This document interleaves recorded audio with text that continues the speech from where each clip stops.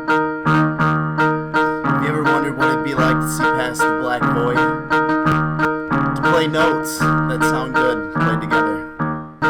To interlude between worlds, showing the darkness that lies within them. Shit. Fuck. Then enter the Fran Bow. Fran Bow features a young girl plagued with visions of the void, calling her to interesting places, meeting new friends and foes that seem just like a nightmare's fever dream come true.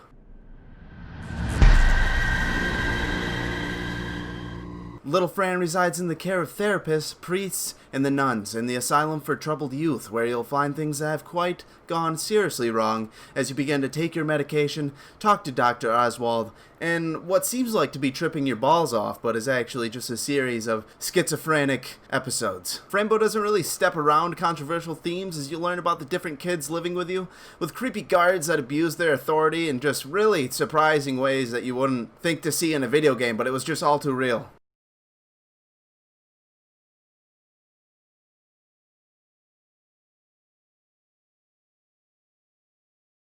To caretakers that really just don't give a damn about their patients, as you'll find kids laying dead in lounge chairs, just zonked out of their mind on medication, all sorts of terrible things, really.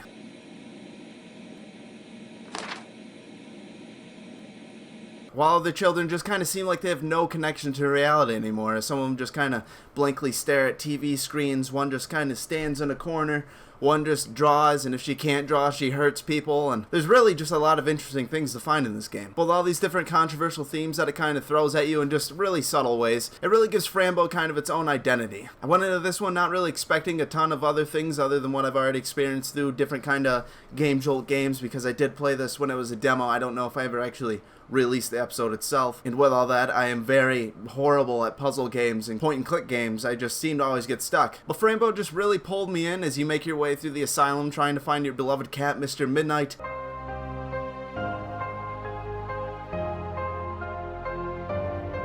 And slowly figuring out what happened to Fran's parents through a ton of really awesome dialogue and small cutscenes that just set up the characters. They kind of also split up the chapters, and it's really just kind of appreciated that it's in there in the first place.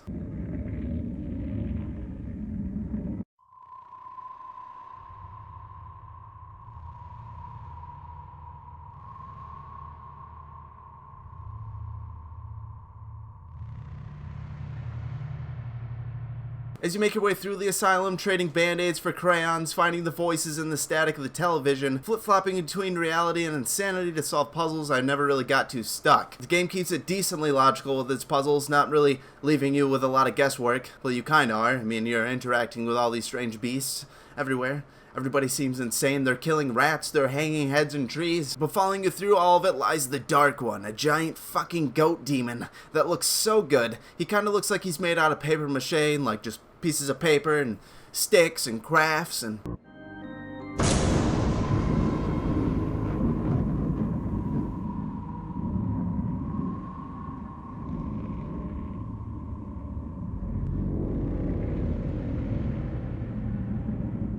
He just turned out really cool looking. This game has an awesome art style. After meeting him, you kind of escape the asylum and you start running into the woods where you'll find a strange beast and creatures, as well as changing up the game a little bit with 2D labyrinths and a really awesome little scene where you actually play as a claymation frogger, where Fran jumps on the back of a giant yeast power frog. And it's just really interesting what it did. I mean, it kind of blew my mind because I was mostly just expecting all point and click, click, click.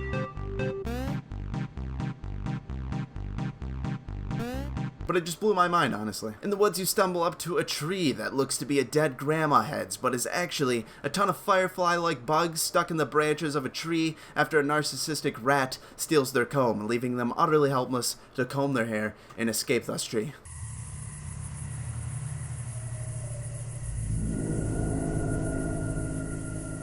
All this leading you to a giant ant with a pig beetle for a pet.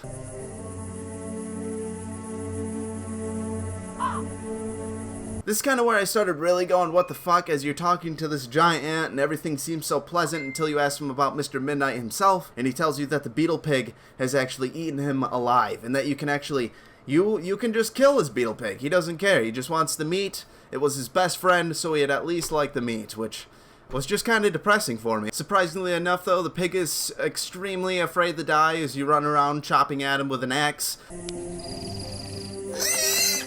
So you must actually go to the ant's house, find these blueberries, so you can give them to the pig so he'll pass out, so you can just kill him in his sleep. Fair game, right? Inside a tiny home inside a home, you find a family of pine cones that also blew me away, as the game just has such a classic weirdness to it. Pushing pine cone babies to scare pine cone parents as they rush to help until you eventually crush the father pine cone with a bookcase, leaving him to die as the mother and child just sit there and scream. It felt really wrong just leaving. I mean, they were stabbing you, but fuck.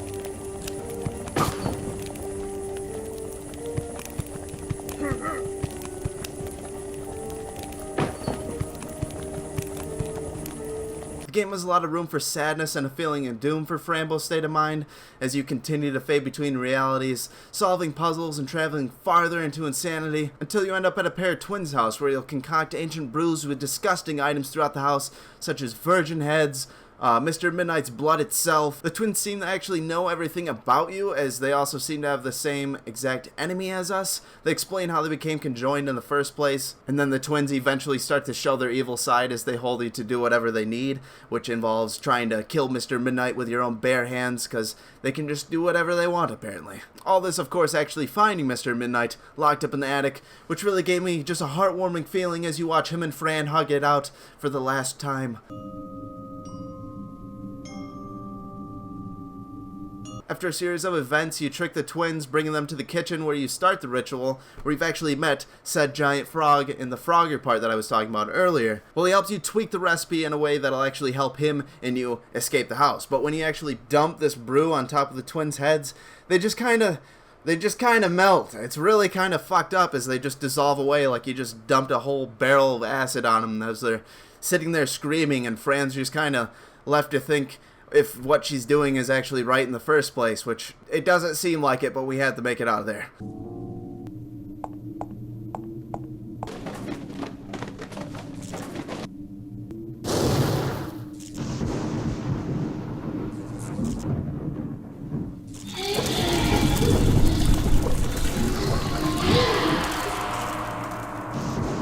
But just seeing the two rotting corpses, this game is just so strange and has no problem making you feel uncomfortable. And actually seeing Fran react to all this, Jesus Christ, it is about time. Most of the way through, Fran just seems complacent and curious with her surroundings, being dead, mangled bodies to demons that have wrapped themselves in the minds of children. Fran just kind of brushes it off, or, oh, that's cute, or seeing bloody stuffed animals crawling across the floor as their innards are spilling out.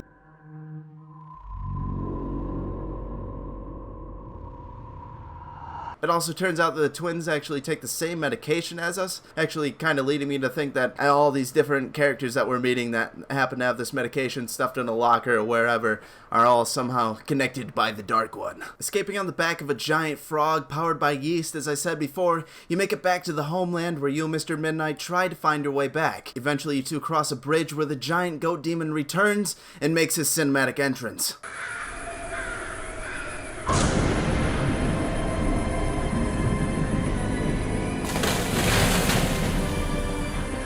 He almost kills Fran and Mr. Midnight, smashing the bridge, sending them plummeting down to the abyss. But as they continue the fall, they actually fall into another world when you wake up as Mr. Midnight, as Fran seems to have been turned into a tree, of all things. This kind of freaked me out because Fran just seems so helpless and lost. She realizes what's going on, and Mr. Midnight's just sitting there and they're both freaking out because, well, she's no longer a person. She's been turned into a goddamn tree, and there's not much to really do about that now, is there? Soon a pair of beat men show up on a flying boat, giving you a pretty hilarious scene, actually, as Fran the tree is just sitting there being poked, as this beat guy's just yelling at her in some dead language.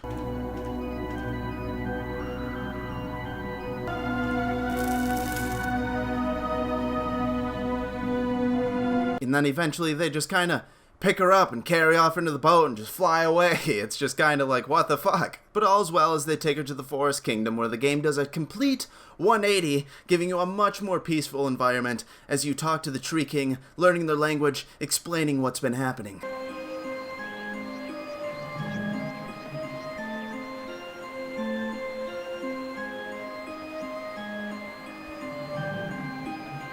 all this is kind of nice as you kind of drop the medication, and from this point in the game, just mechanics kind of start to change. You're not, the insanity kind of gets held at bay for a little bit, alright? It changes its vision. I kind of love the change in scenery in Fran Bow. I was really just kind of expecting this one-off little Game Jolt demo that I played back in the day when I first started doing YouTube or whatnot, but it's always changing itself up, changing the theme, atmosphere, all of those awesome buzzwords that you could possibly think of. One of my favorite characters so far in Fran Bow was Palanthras.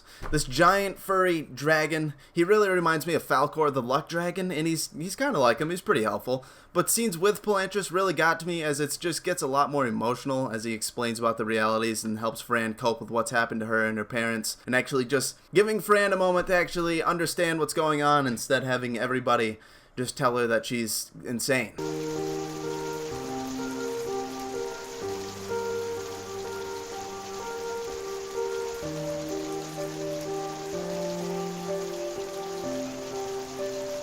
Palanthras also soon turns Fran into one of the tree people, so that she may also have legs and she's not just a giant walking stump of all things. But I don't know, it just seemed like nobody was really shocked by this. Fran mentions it once, the cat just kind of goes, "Fran, you're back! And you got legs!" And it's just like, dude, she's a tree! She's a tree, man! But still remaining cool, as this feature also kind of lets you start some new mechanics in the game, switching seasons so you can go to different lands, different parts of the tree world that are locked off by different parts of time. It really gets kind of interesting here.